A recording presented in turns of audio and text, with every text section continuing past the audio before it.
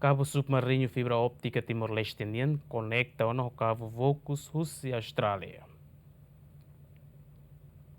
Cabo submarino fibra óptica nebe governo da CIA lança no rodada ba Austrália e a Ronaldo recém fulan junho tinane to ona ia tassi Austrália no conecta ona ba cabo Vocus Rússia australiano. No nem ministro transporte e comunicação até tem possibilidade de semana né governo se assina contrato honai ba companhia Vocus ou de bele halo na teste ba cabo submarino fibra óptica né. E tem processo nela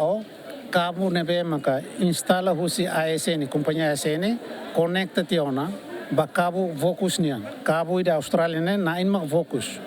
e ne conecta tiona dia 5 de setembro tina ainda né agora processo sira e depois fulan setembro né ita prepara ela contrato ida ho na imba cabo né cabo ida Austrália né ma Vocus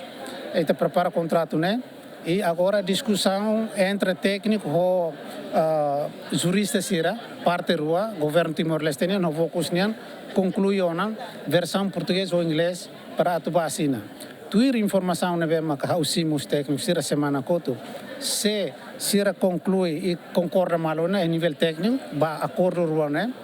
então pode ser em Belerona cara dia 12 agora dia 12 ou dia 9 né vai em tolo pode ser itabela assina mas nem tem ita assina tiada né então começa a trial será coco companhia da halo instalação halo trial e depois ida né ita bela hareto fulang hirak tuir mai 2025 né nia bela la ona ba ready for service Governante ne mosaktuir da daun ne governo prepara una decreto lei ida o de hili empresa pública ne be mak atu toma conta ba cabo fibra óptica mas serviço bota ida ne be ma governo tem que halo e depois ida né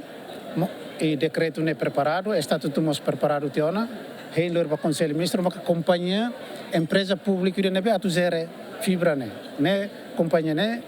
se empresa pública né hans estado união hans BUMN niema que se zere fibra né ida nemos tem que para niema zere governo la bele lor falisanta mercado fale banda larga ba operadores no ISP sira Cabo submarino fibra óptica nebe companhia Alcatel submarina network da Rússia bebonuk to Darwin Austrália o distância quilômetro atos nen hitu no contrata companhia atu fornece internet o capacidade gigabyte atu sualo bebe decide essa terabyte nen Agostinho da Costa Mateus Romário GMN